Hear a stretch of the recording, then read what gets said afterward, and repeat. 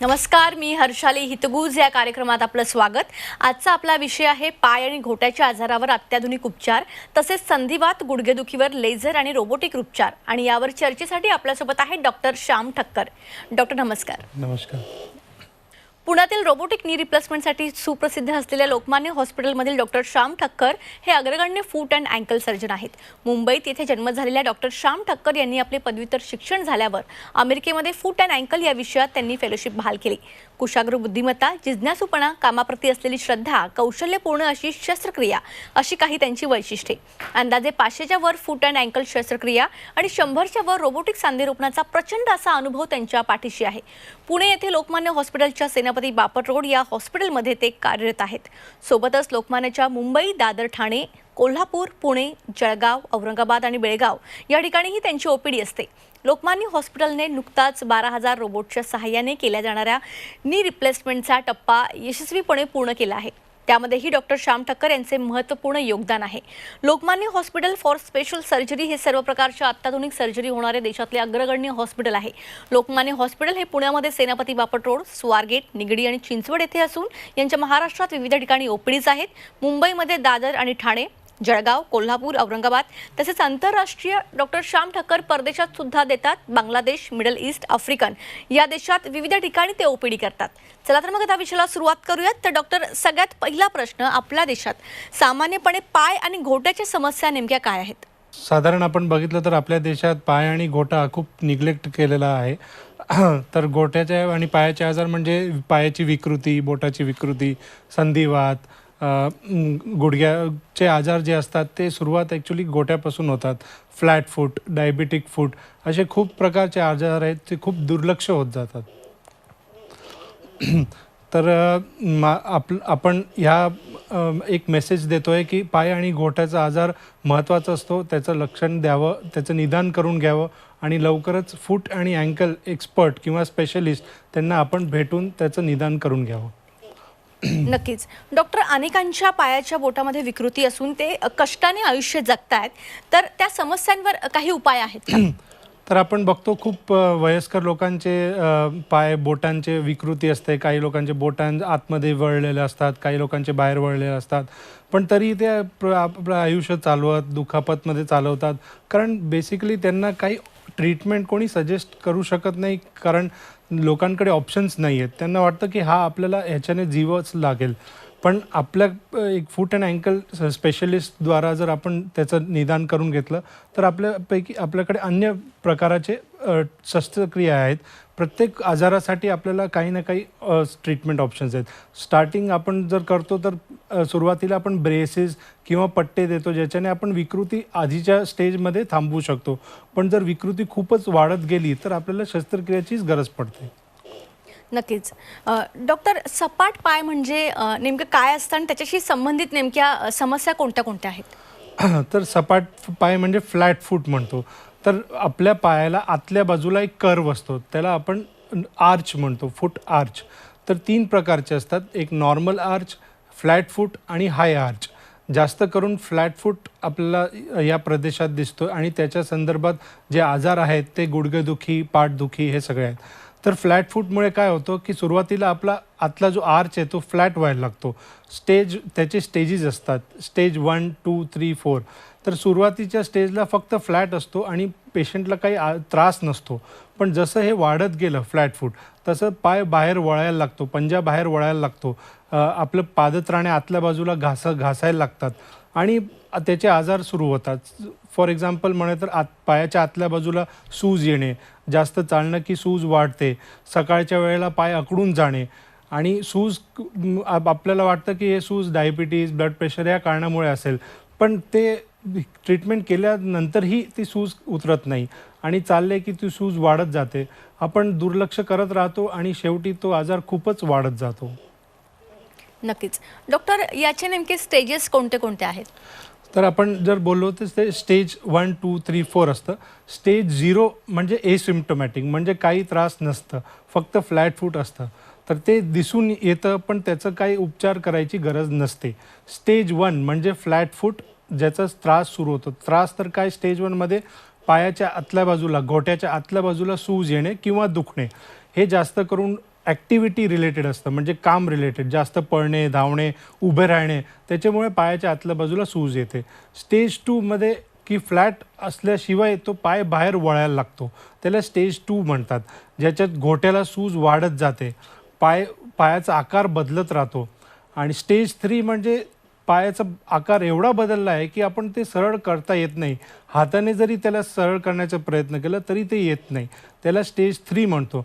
आणि स्टेज 4 म्हणजे कंप्लीट झीज, पूर्ण सांध्यामध्ये घोट्याच्या आणि पायाचे जे बारीक सांधे आहेत त्यांच्यामध्ये झीज येणे, ती स्टेज 4 असते. असे स्टेजेस असतात. बरोबर. डॉक्टर, सपाट पायाचे निदान नेमकं कसं करावं? तर आपण थोडक्यात एक साधारण एक्झाम्पल दिलं तर, आपण आपले ओले पाऊल बाथरूममध्ये बाहेर आले आणि आपण आपले स्पर्श बघितले तर ते आपल्याला एक आर्च कळून जातो. जर तो आर्च आपल्याला वाटला की नाही हा आधी वेगळा होता आणि आता वेगळा होत चालला आहे, तर तो एक पहिलं लक्षण आहे. दुसरं लक्षण की जसं आपण बोललो, पायाच्या आतल्या बाजूला, घोट्याच्या आतल्या बाजूला सूज येणे, आणि ही सूज कोणत्याही उपचारांमुळे कमी होत नाही. औषध गोळ्या घेतले किंवा BP डायबिटीजचे ट्रीटमेंट केलं तरी ते कमी होत नाही. तर हे दुसरं लक्षण आहे. जर हे स्टेज, जसं आपण बोललो, स्टेज वाढत गेली तर सूज वाढते आणि झीज वाढते. झीज वाढली की कंटिन्यूस पेन असतं, दिवस रात्र दुखापतमध्ये पेशंटला ते सहावं लागतं. नक्कीच. डॉक्टर, सपाट पायावर शस्त्रक्रिया यशस्वीरित्या होऊ शकते का? तर आपल्या प्रदेशात फूट आणि अँकल, जसं आपण म्हणलो, खूप निग्लेक्टेड असतं, तर त्याचे शस्त्रक्रियाचे ऑप्शन्स खूप लिमिटेड डॉक्टरांना माहिती असतं. फॉर एक्झाम्पल, फ्लॅट फूट असेल आणि पेशंटला ऑप्शन दिलेच नाही जात. पण आपल्याकडे प्रत्येक स्टेजला प्रत्येक वेगळी ट्रीटमेंट असते. जसं आपण सुरुवातीला स्टेज 1 किंवा स्टेज 2मध्ये आपण जर निदान केला तर त्याला आपण काही वेगळ्या प्रकारचे ऑर्थोसिस किंवा इन्सोल बुटामध्ये देऊ शकतो, वेगळ्या प्रकारचे चप्पल बनवून देऊ शकतो. त्यांना आपण काही एक्सरसाइजेस सांगू शकतो ज्याच्याने ते पायाचा जो आकार आहे तो आपण जसा आहे तसं थांबवू शकतो, जे तसं वाढे नये त्यासाठी आपण बऱ्या प्रकारचे व्यायाम सांगतो, काही स्ट्रेचिंग एक्सरसाइज सांगतो. ह्याच्यामुळे खूप लोकांना, ऑलमोस्ट 70-80% लोकांना पुढे त्रास होत नाही. पण जर हा वाढत गेला तर मग त्याला शस्त्रक्रियेची गरज पडते. शस्त्रक्रियेमध्ये आपल्याकडे 2 प्रकारचे असतात, थोडक्यात सांगितलं तर. एक म्हणजे रिकन्स्ट्रक्शन आणि एक असतं फ्युजन. तर रिकन्स्ट्रक्शन म्हणजे जसं आपलं स्टेज 2B किंवा 3 स्टेज असेल तर ते आपण रिकन्स्ट्रक्ट करू शकतो. म्हणजे जर तो आकार नॉर्मल हाताने मॅन्युअल प्रेशरने तो आकार आपल्याला नॉर्मल आणता आलं तर ते रिकन्स्ट्रक्शन सर्जरी म्हणतात. आणि जर पायाची विकृती एवढी वाढली की ते सरळ होतच नाही आणि थोडं जरी सरळ करायला गेलो तर ते इतकं त्रास होतो, इतकं दुखतं, तर ते स्टेज 4 असतं. तर त्या स्टेजमध्ये आपल्याला फ्युजनची सर्जरी लागते. फ्युजनची सर्जरीमध्ये जे हाडांमध्ये झीज असते ते दोन्ही हाड एकमेकांना फ्यूज करून टाकायचे. जसे आपण गुडघ्यासाठी बघतो की नी रिप्लेसमेंट करतो, पण हे पायाचे सांधे खूप छोटे छोटे बारीक असतात, त्यांच्यात रिप्लेसमेंटचा ऑप्शन नसतो, त्याला आपण फ्युजनचं ऑप्शन देतो. आता लोक विचार करतील की फ्यूज केलं तर पाय सरळ कसं राहील आणि चालायला कसं होईल. पण ते फ्युजनचे पण स्टेजेस असतात, वेगवेगळ्या टेक्निक्स असतात. जसं आपण व्हिडिओ पाहत होता, फ्लॅट फूटची सर्जरी नंतर पण पेशंट व्यवस्थित चालतोय, तर ते आपल्याला ही भीती नाही की ऑपरेशन नंतर चालणार की नाही, पहिली गोष्ट. दुसरी गोष्ट की चालायला व्यवस्थित होणार की नाही, तर ते सगळं शक्य आहे. फक्त खूपच निग्लेक्ट केलं आणि एकदमच जास्त स्टेज गेली तर ते फ्युजन खूप सांध्यांना लागतं, मग त्रास वाढत जातो. तर डॉक्टर, घोट्याच्या सांध्याभोवती अस्थिबंधन काय आहे आणि सामान्य जखम नेमकी काय असते? तर अस्थिबंधन म्हणजे एक लिगामेंट त्याला म्हणतो. दोन हाडांना, एका जॉईंटला किंवा सांध्याला धरून ठेवणारा अस्थिबंध लिगामेंट असतो. तो एका सांध्याला एक लिमिटेड मोशनमध्ये मूवमेंट देतो आणि खूप जास्त मूवमेंट आली तर ते लिगामेंट थांबवून ठेवतो. आता आपण बघितलं असेल अँकल स्प्रेन म्हणजे पाय मुरगळणे, हे खूपच कॉमन आहे. तर ह्याच्यात काय होतं की पाय आतल्या बाजूला एवढं वळून जातो की पायाची बाहेरची बाजूची लिगामेंट खेचून जाते आणि त्याला लिगामेंट टेअर म्हणतो. तर ते अँकल स्प्रेन और लिगामेंट टेअर. आणि हे लिगामेंट सुरुवातीला खूप म्हणजे लोकांना वाटतं अरे सूज आहे आणि आपण आराम केला आणि औषध घेतले बरं झालं, पण ते बरं होत नाही. त्याला प्रॉपर चॅनलाइज करावं लागतं, सुरुवातीला रेस्ट द्यावा लागतो आणि त्याच्यानंतर एक्सरसाइज करावा लागतो. तर हे लिगामेंट खूप महत्त्वाचे असतात. जर हे लिगामेंट ब्रेक झाले आणि ते व्यवस्थितपणे हील नाही झाले तर ते ॲबनॉर्मल मूवमेंट होते आणि ज्याच्यामुळे झीज वाढते. नक्कीच. डॉक्टर, गोट्याला जी काही मोच येते त्यावर काही तुम्ही उपाय सांगू शकाल का? तर गोट्याला मोच म्हणजे आपण पाय मुरगळणे, सर्वात प्रथम आपलं प्रत्येकाचं घरेलू ट्रीटमेंट सुरुवात होते. आराम करा, लेप लावा, ऑइंटमेंट लावा, मसाज करा. तर साधारण गोष्ट आहे की राईस थेरपी म्हणतो, RICE. पहिली गोष्ट रेस्ट, दुसरी गोष्ट आईस, तिसरी गोष्ट कॉम्प्रेशन आणि एलिव्हेशन. तर हे खूपच महत्त्वाचं आहे सुरुवातीचे 2-3 दिवसात. जर हे आपण प्रॉपरली फॉलो नाही केले तर ते व्यवस्थित हील होत नाही. तर माझं म्हणणं आहे की कोणत्याही मोचमध्ये किंवा पाय मुरगळण्यामध्ये मसाज वगैरे करू नका, कोणत्याही प्रकारचं ऑइंटमेंट लावू नका, लेप लावू नका. फक्त पाय स्थिर ठेवायचं. जर तुम्ही डॉक्टरांकडे गेले तर ते प्लास्टरमध्ये असेल तर बरं होईल. खूप जास्त सूज नसेल तर क्रेप बँडेज पण लावू शकतो. पण रेस्ट महत्त्वाचं आहे. आणि आईस लावायचं. हॉट पॅक अजिबात, गरम पॅक अजिबात नाही लावायचं. आईस आणि कॉम्प्रेशन आणि एलिव्हेशन. आपण जर सूज असताना जर चालत राहिलो तर ते सूज वाढत राहणार आणि अस्थिबंधांना अजून प्रॉब्लेम होणार. तर एलिव्हेशन पण खूप महत्त्वाचं आहे. तर ही पहिल्या स्टेजमध्ये ही थेरपी असते. जर आपण ही फॉलो केली तर आपल्याला पुढे जाऊन त्याचा त्रास कमी होतो. नक्कीच. डॉक्टर, बरेच वेळा आपल्या टाचा दुखतात, तर त्याच्यामागे नेमकं काय कारण असू शकतं टाचदुखी? तर टाचदुखी मला वाटतं प्रत्येकाने आपल्या आयुष्यात कधी ना कधीतरी टाचदुखीचं आजार केलाच असेल, त्यांना प्रॉब्लेम झालाच असेल. तर टाचदुखी म्हणजे आपण जर सामान्य ऑर्थोपेडिक सर्जन किंवा कोणाकडे गेलो तर सर्वप्रथम आपल्या लक्षात येतं ते प्लांटर फेशियाटिस. तर प्लांटर फेशियाटिस एक टाचेच्या खालच्या बाजूला, तळपायाच्या खालच्या बाजूला एक पट्टा असतो, जे आपल्या टाचेला चिटकलेला असतो आणि जिथे फाटल्यामुळे, झीज झाल्यामुळे ती सूज येते आणि टाच दुखायला लागतो. पण मला हे सांगायचं आहे की टाचदुखी म्हणजे फक्त ही एक गोष्ट नसते. टाचदुखीचे 8-10 प्रकारचे कारण असतात. टाच कोणत्या बाजूला दुखते, जर खालच्या तळपायाला बाजूला दुखते का मागच्या बाजूला दुखते, ते खूप महत्त्वाचं असतं. जर मागच्या बाजूला असेल तर त्याला आम्ही हील स्पर म्हणतो किंवा हाड वाढणे. हे जर हाड वाढायला गेलं तर आपल्या मागच्या बाजूचे जे स्नायू आहेत त्यांना इजा होऊ शकते आणि ते डॅमेज होऊ शकतं. बाकी वेगळे कारण आहे न्यूरोपॅथी म्हणतो, त्याच्यामुळे पण टाच दुखी शकतो. दुसरं कारण आहे की जसं वयानुसार वय वाढत जातं तसं आपल्या तळपायाची खालची जी चरबी असते ती चरबी कडक व्हायला लागते. त्याला हील पॅड एट्रोफी म्हणतो, त्याच्यामुळे पण टाच दुखू शकतं. दुसरे कारण आहे कॅल्किनियम स्ट्रेस फ्रॅक्चर. आपल्या टाचेचं इंग्लिशमध्ये सायंटिफिक टर्म आहे कॅल्केनियम. आणि स्ट्रेस फ्रॅक्चर म्हणजे एका नावाचं फिजिकल स्ट्रेस आल्यामुळे एकाचं हाड फ्रॅक्चर झालं, त्याला स्ट्रेस फ्रॅक्चर म्हणतो. तर ज्या लोकांचं वजन खूप जास्त असेल, खूप जास्त उभं राहणं असेल, चालणं फिरणं असेल, तर त्यांना हे स्ट्रेस फ्रॅक्चर पण होऊ शकतं, ज्याच्यामुळे टाचदुखी होऊ शकते. तर निदान करणं खूप महत्त्वाचं आहे. टाचदुखीचं कारण काय आहे, जर कारण आपण शोधलं तर त्याचे उपचार खूप सोपं आहे. नक्कीच. तर डॉक्टरांसोबत, डॉक्टर श्याम ठक्कर यांच्यासोबत आमची ही चर्चा अशीच चालू राहणार आहे. एक छोटासा ब्रेक घेऊया, लगेच परत येऊया. ब्रेकनंतर आपल्या सर्वांचं पुन्हा एकदा स्वागत. आपल्यासोबत आहे डॉक्टर श्याम ठक्कर, त्यांच्यासोबत आपण चर्चा करत होतो. तर पुन्हा एकदा चर्चेकडे वळूयात. तर डॉक्टर, आत्ताच तुम्ही म्हणालात की हिल स्पर, तर या हिल स्परवर तुम्ही कशा पद्धतीने उपचार करता? तर हिल स्पर म्हणजे ही एक सांगायचं, मला मेसेज द्यायचं आहे की हिल स्पर जर टाचेच्या खालच्या बाजूला असेल तर त्याला कॅल्केनियल स्पर म्हणतो किंवा प्लांटर कॅल्केनियल स्पर म्हणतो. तर हा जो स्पर आहे तो आपल्याला खूप कमी लोकांना, म्हणजे 1 ते 5% लोकांमध्ये तो स्पर प्रॉब्लेम देण्यादायक असतो. पण हा स्पर जर टाचेच्या मागच्या बाजूला असेल तर त्याला रेट्रो कॅल्केनियल स्पर म्हणतो. तर हे जे स्पर आहेत ते हाड वाढल्यामुळे पायाच्या मागच्या बाजूची जी स्नायू आहेत त्याला इजा होते आणि ते प्रॉब्लेम होऊ शकतो. तर मला हे सांगायचं की टाचेच्या खालच्या बाजूला स्परची एवढी काळजी घेण्याची गरज नाही आहे. मागच्या बाजूला असेल तर ते आपल्याला निदान करून घ्यावं लागेल. आणि जर ते स्पर वाढत गेलं तर आपल्याला ते एक शस्त्रक्रिया करून ते स्पर हाडाचं वाढ कमी करावा लागतो आणि जे स्नायू फाटलेले ते स्नायू रिपेअर करावे लागते. आणि जर हे आपण केलं नाही तर इव्हेंच्युअली तो शीर जी आहे ती फाटायला लागते आणि मग प्रॉब्लेम वाढायला लागतो. बरोबर.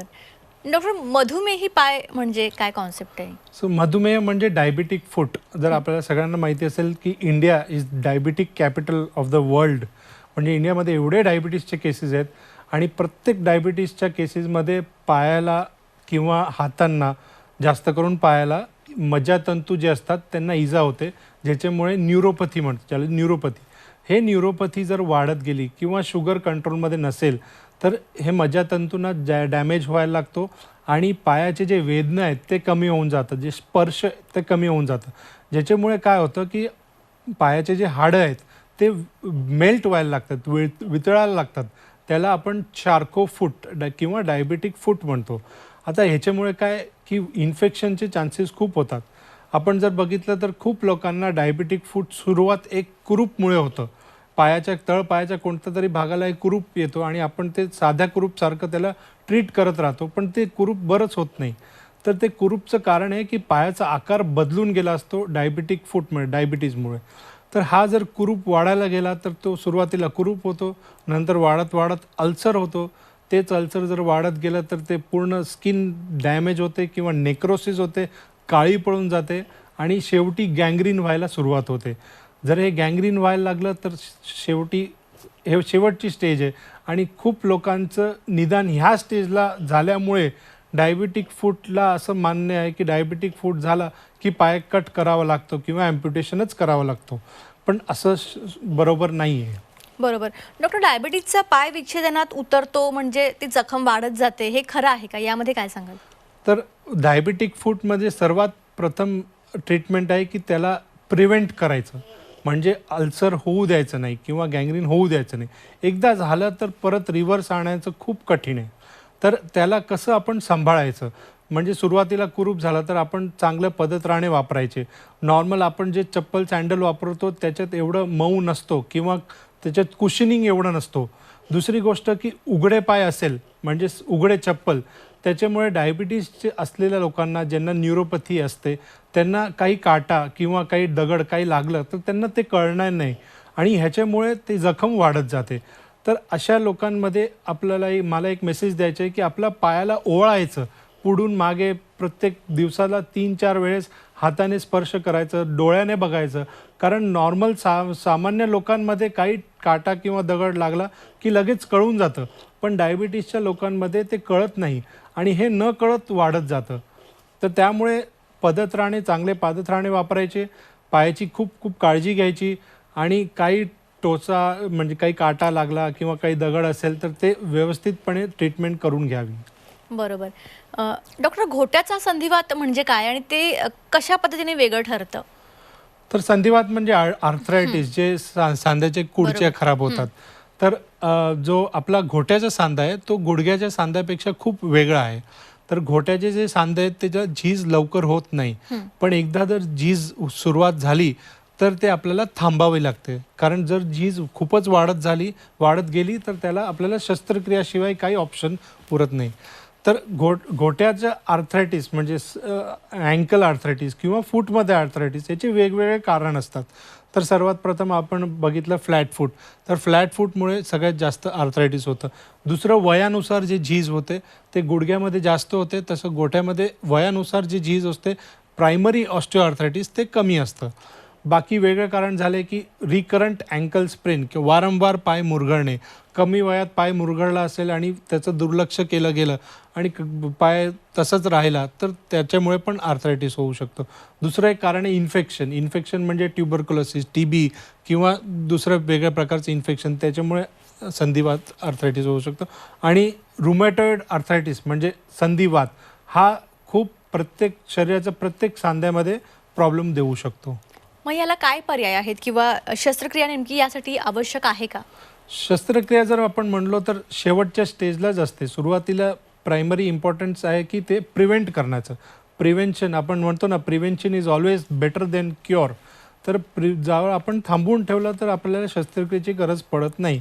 थांबवण्याकरिता आपल्याला वेगवेगळ्या प्रकारचे व्यायाम आहेत, ब्रेसिस आहेत आणि स्ट्रेचिंग एक्सरसाइज आहे, ज्याच्यामुळे आपण काही लेवलपर्यंत थांबवू शकतो. पण जर हे वाढतच गेलं तर त्याला आपल्याला शस्त्रक्रियेशिवाय ऑप्शन नसतो. आणि शस्त्रक्रियेमध्ये आपल्याकडे खूप वेगवेगळ्या प्रकारचे सर्जरीज असतात. ज्याप्रमाणे आजार आहे त्याप्रमाणे आपण ट्रीट करतो. तर ॲक्च्युली ओरिजिन काय आहे, निदान डायग्नोसिस कशामुळे तो आर्थरायटिस होतं ते शोधणं खूप गरजेचं आहे. तर ह्याच्यात पण 2 प्रकारचे ऑप्शन असतात. जसं आपण प्रत्येक लोकांना माहिती आहे की गुडघे बदली करणं, सांधेरोपण, तसे अँकलमध्ये सांधेरोपणचं पण आपण नवीन आणतोय, त्याला ankle replacement, total ankle replacement म्हणतो. हे अजून आपल्या देशात पूर्णप्रमाणे सुरुवात झाली नाही आहे, पण त्याची चर्चा चालू आहे आणि काही महिन्यात ते आपण सर्व्हिस प्रोव्हाइड करणार. दुसरं ऑप्शन जर हे रिप्लेसमेंट शिवाय आपण बघितलं तर फ्युजन, जसं आपण आधी बोललो, फ्यूज म्हणजे सांध्याला फ्यूज करून टाकायचं. तर हे फ्यूज केलं तर लोकांना प्रश्न येतो की मी चालणार का, कसं चालणार. बरोबर. तर ते आपण अशा टेक्निकने ते फ्यूज करतो की चालायला प्रॉब्लेम होत नाही. सुरुवातीच्या काही महिन्यांना पेशंटला ट्रेनिंग लागते आणि व्यवस्थित केलं तर होऊन जातं. नक्कीच. तुम्ही या ठिकाणी आलात आणि खूप चांगली माहिती आमच्या प्रेक्षकांना दिलीत, त्यासाठी तुमचे मनापासून धन्यवाद. थँक्यू. तर लोकमान्य हॉस्पिटल हे पुण्यामध्ये सेनापती बापट रोड, स्वारगेट, निगडी आणि चिंचवड येथे असून यांच्या महाराष्ट्रात विविध ठिकाणी ओपीडीज असतात. मुंबईमध्ये दादर आणि ठाणे, जळगाव, कोल्हापूर, औरंगाबाद तसेच आंतरराष्ट्रीय ख्यातीचे डॉक्टर श्याम ठक्कर परदेशात सुद्धा बांगलादेश, मिडल ईस्ट, आफ्रिकन देशांमध्ये विविध ठिकाणी ओपीडी करतात. तर तुम्ही यांना स्क्रीनवर दिलेल्या नंबरवर कॉन्टॅक्ट करू शकता. कार्यक्रमात आता वेळ झाली आहे इथेच थांबण्याची. ताज्या बातम्यांकरिता पाहत रहा C24 तास.